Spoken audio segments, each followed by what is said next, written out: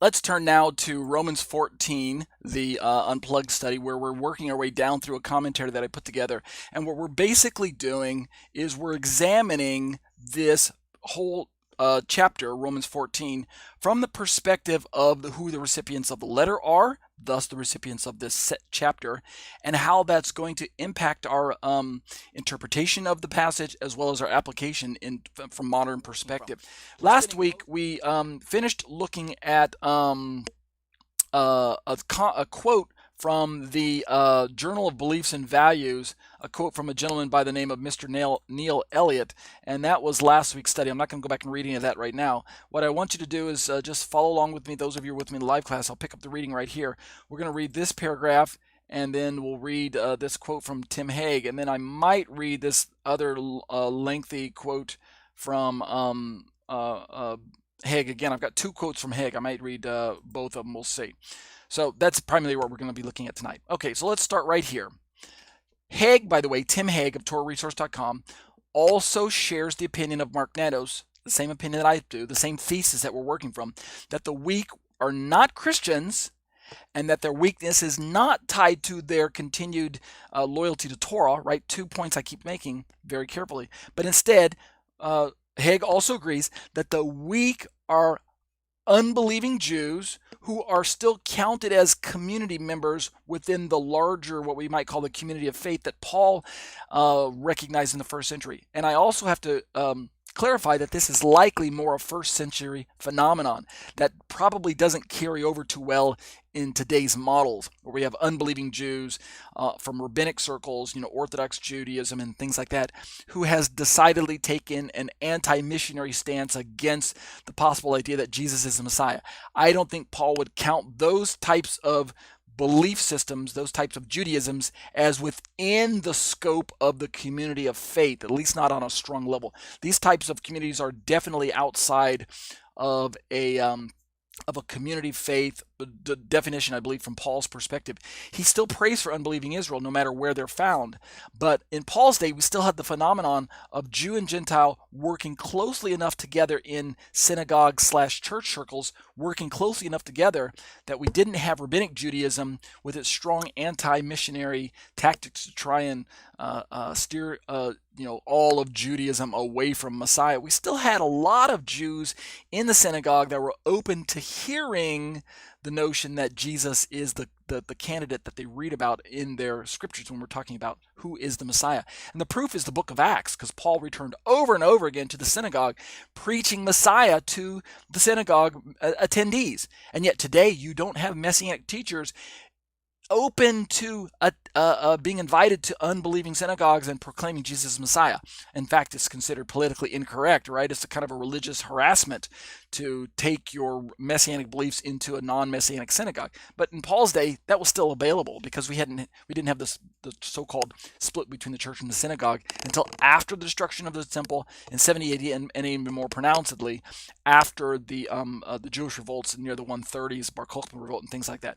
So that's the context that we're working from. It's entirely probable, and this is a workable thesis, that the weak are unbelieving Jews who are still deliberating on who Messiah is. Therefore, they're open to that idea, and therefore they're still part of the community of faith in God, just like the Gentiles have faith in God.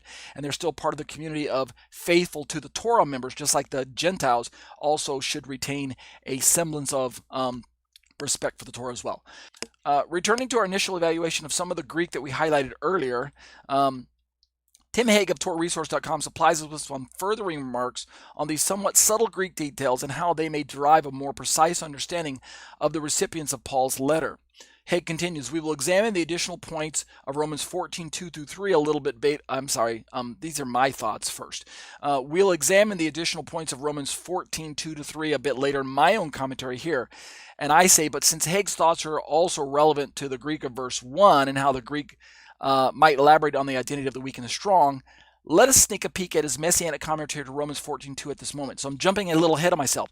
We're still in verse 1, technically speaking, of Romans 14. But let's just jump ahead just a little bit. We'll have a sneak peek at Hague's notes. And here's what he has to say concerning Romans 14:2-3. And it's relevant to verse 1, and that's why I'm bringing it into our study at this point in time. So just give a listen. This is Hague. One should also note how the two parties are described in these verses by the apostle. Remember, in Romans 14, let me go back and just, do I have it pulled up? No, I don't. Romans 14 is Paul telling us that there's a weak party and there's a strong party, and I don't want the two of you guys to judge one another over the opinions that you have towards one another. Hegg describes it this way. One person has faith that he may eat all things, but he who is weak eats vegetables only. That's verse 2. Now, Hegg's comments are this. Here, those willing to eat meat, that is all things, are described as having faith. And the Greek says hos min pistue phagein panta. Literally in the Greek, Hegg translates it as, on the one hand, he who is believing to eat all things. While the weak, the Greek says ha de astenon, right there. Greek suggests, as Hegg says, must be understood as referring to the former weak in faith, the ton de astenunta de piste, te piste, from verse 1. Now, what is interesting, Hegg notes, is that he who is believing incorporates the present indicative verb, while the weak is defined using a participle. Now, this sounds all rather trivial for those of you who don't understand Greek, but Hegg breaks it down for us. What might this suggest? Without sounding too technical, just take a listen. Hegg says that it could be that the use of the present indicative points to a specific confession of faith, i.e. confessing Yeshua as Messiah, right, for the strong, when we're talking about the present indicative, while the participle for the weak, describing a present characteristic, points to a condition of weakness which the apostle considers to be current but not necessarily permanent. In other words, Hegg says, those weak in faith were viewed by the apostle as those still in the process of declaring their faith in Yeshua. And I might add that this is a position that Paul could be considered to be current but not necessarily permanent. So Paul is describing the weak in faith as those who are still in the process of declaring their faith in the Messiah. They're in decision mode. So that's what I mean by it's not yet permanent. Today they're still deliberating on the identity of Messiah, but since they're open to the idea that Jesus is the candidate that they read about in the Tanakh, right? They're studying the scriptures and they're listening to what the Messianics in the community are saying about Messiah, Yeshua, and how he's the one that fulfilled the prophecies and all of that. Then as the Holy Spirit continues to prick their heart, then they can come to a conclusion and an open confession that, yes, I believe Jesus is this Messiah. He makes sense. He's the one that our prophets must have spoken about.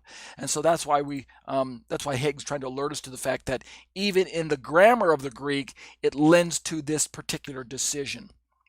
Hegg continues, this viewpoint is confirmed later on in the chapter when the apostle states in verse 15 of chapter 14, quote, do not destroy with your food him for whom Messiah died. In other words, Hegg says, do not allow your halakha, that is to say, speaking to the strong who believe that maybe they don't have to keep Torah, they don't have to keep special days and food laws and things like that. In other words, do not let your halakha to turn someone away who is otherwise seeking to know the truth of Yeshua as Messiah. And again, this is in accordance with the central messages that Paul is trying to convey to Jews and Gentiles in this particular letter to the book of Romans, as well as this particular pericope, this paragraph in chapter 14. And the main message is this. Jews and Gentiles have been brought together under the banner of Messiah Yeshua. And I'm closing this segment of my commentary with these concluding thoughts. And we'll pick up next week with the second quote from Hegg here. Gentiles have been brought into their covenant relationship with God via their faith in Messiah. But at the same time, Paul's going to take this challenge and look at the Gentiles right in the eye and say, look, now that you do enjoy full and lasting covenant status based on Messiah Yeshua, and now that you do have access to the Torah, even as Gentiles, don't be arrogant against the stumbling branches.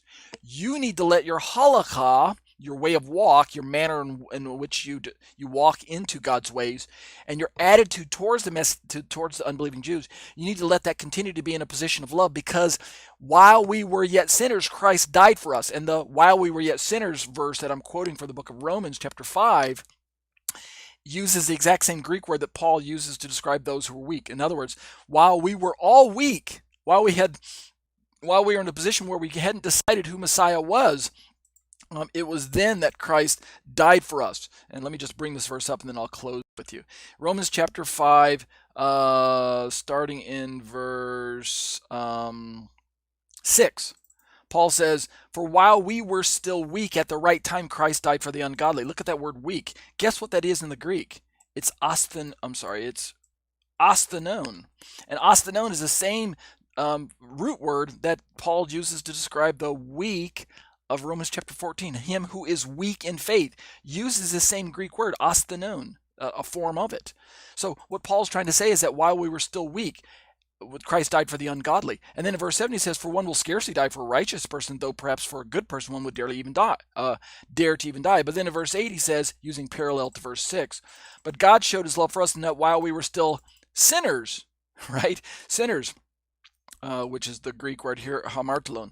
And this Greek word sinners is a synonym for the Greek word asthenon up here. So while we were still weak is saying the same thing that while we were still sinners. In other words, while we were still unbelievers, which is a description of our weakness right here in verse 6, which is also a description of our being technically counted as sinners. It's a technical term, while we were still in unbelief. This is the context that Paul's trying to get us to understand. Christ died for people who were still sinners.